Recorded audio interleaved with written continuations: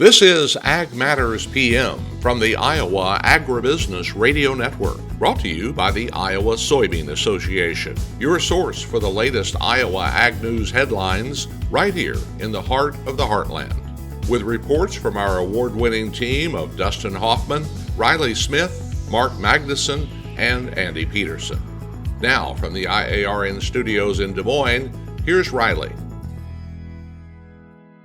Good day and welcome to Ag Matters PM from the Iowa Agribusiness Radio Network. I'm Riley Smith. Today is Monday, July 7th of 2025. We hope everybody had a safe and enjoyable 4th of July weekend. We're so glad you can join us for today's show. In today's episode, Andy Peterson sends us a report as he visits with Rebecca Vittatoe, an Iowa State University Extension agronomist, about a Southeast Iowa field day that's coming up soon. Also have a check of the closing markets with the folks from agmarket.net. But first, Andy, take it away. Coming up at the end of the month, July 30th to be exact, there will be, I believe, 12 strip till bars on display at a field day hosted by Iowa State University Extension. Rebecca, give us some more details here on what's going on in Crawfordsville. Yeah, so we will be hosting a strip till field day this year on July 30th.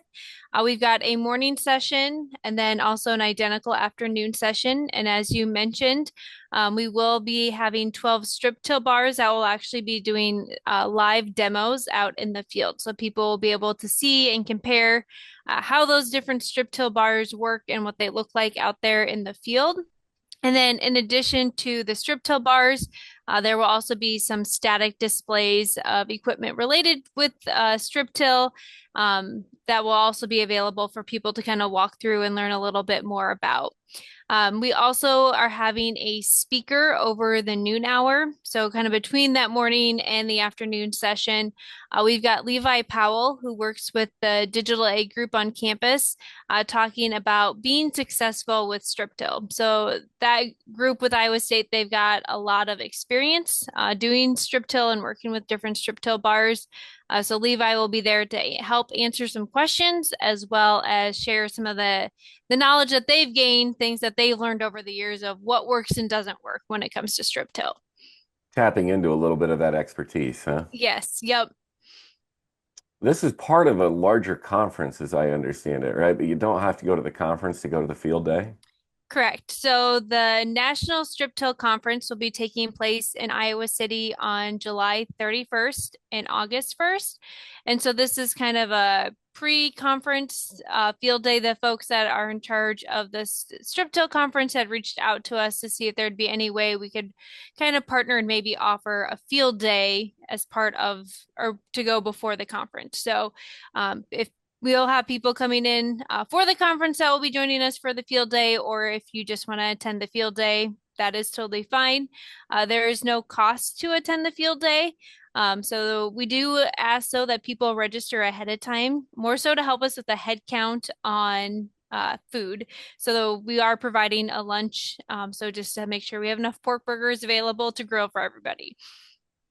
Now that sounds good in and of itself. Yes.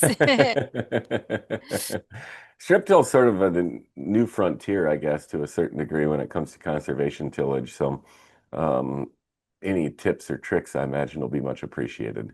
Yes, and I'm even looking forward to learning more about strip till. It's not something we see a lot of in this part of the state, especially in Washington County, but it'll be interesting to learn more about it.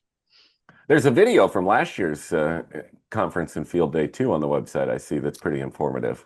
Yes, yeah, that was from I think 2 years ago when they did a strip till field day up in North Central Iowa, just showcasing some of the different companies and the bars that they have, kind of what to look for with those different bars. Yeah, I did say 2023. I guess that was 2 years ago. Time flies, huh? It does.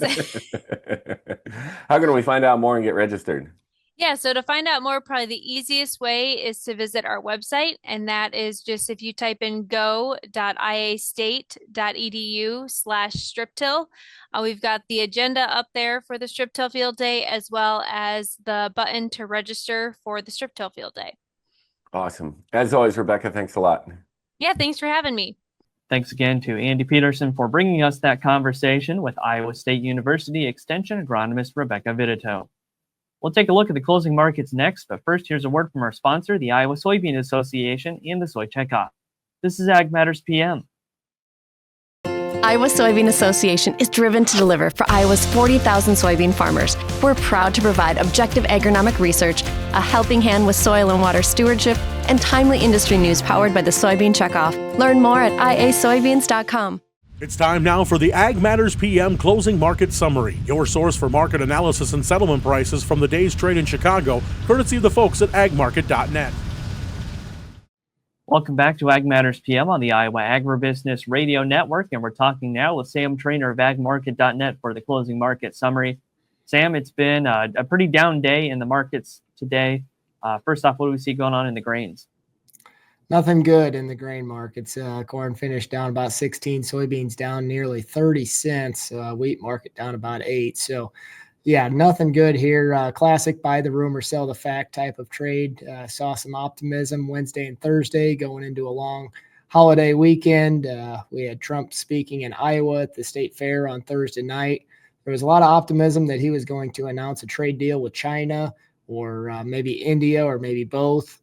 That was not discussed in his speech, and commodity funds hammered the sell button last night when the markets opened at 7 o'clock. We opened with a gap lower in both corn and soybeans and never really looked back. So, pretty negative way to start the week. I think we should talk a little bit about how buy the rumor, sell the fact kind of works. It's, they're looking at something that might happen and are disappointed when it doesn't happen, even if it's not something that was necessarily extremely likely in the first place, right? I mean, this is just a rumor that we were just hearing. Absolutely. Yeah, there was nothing set in stone here Wednesday, Thursday when we were trading higher on this. There was just a lot of, like you said, rumors. There's speculation, no reports or nothing like that. Just a lot of people on social media and traders around the industry that were hearing things, and that turned into a rumor that spread, and there was a lot of optimism around that. A lot of folks thought that, hey, maybe we've got the trade deadline is July 9th, so it made sense as far as time is concerned. You announce a trade deal a little less than a week before that trade deadline. So, but then the sell the fact part of it comes into fruition after the fact when Trump did speak and those rumors were not confirmed and he did not speak of any such trade deal. That's when it's time to sell, because we were buying the rumor and then selling the fact that there was nothing done. Now that doesn't necessarily mean that we aren't going to get anything. He never said in his speech that we're not getting a deal with China. And we still have a couple days left. I think the next 36 hours are going to be very pivotal for these markets and any trade deal negotiations, because the announcement or the deadline, I should say, is July 9th there. So if we are able to get something done here, maybe even later this afternoon or tomorrow or early morning Wednesday, maybe we do go back to those levels that we've been at. But for right now, nothing is done, and we are in sell mode in the grain markets. And I know it's not very helpful either that the weather has been mostly pretty fantastic for the growing season, so there's not even any added pressure there to maybe bolster some prices.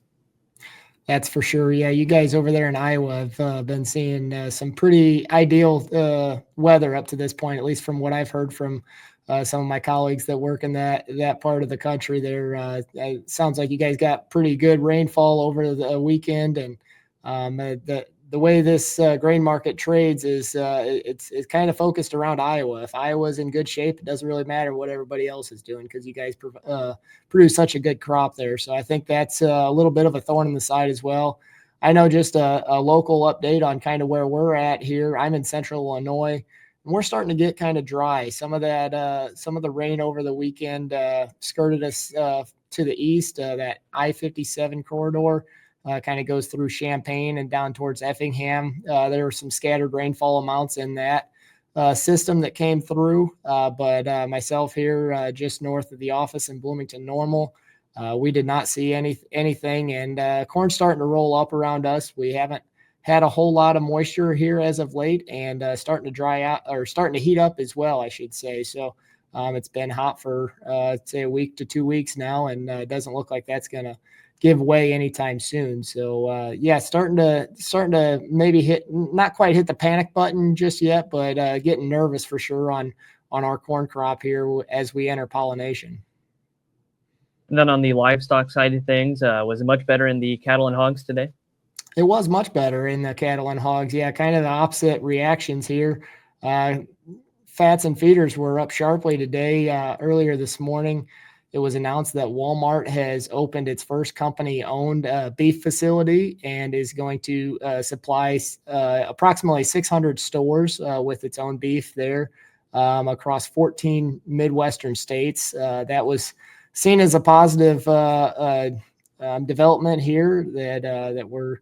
There's more production coming to fruition, and hopefully more demand as well as we get it in front of a large customer base. Obviously, Walmart's one of the biggest retailers in the country, if not the biggest.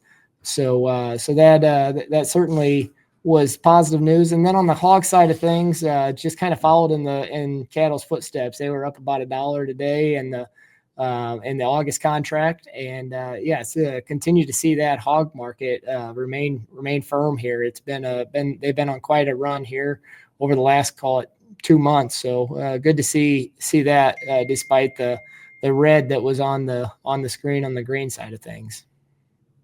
All right, Sam, lots of great information today. For anyone who would like to learn more from agmarket.net, how can they do that?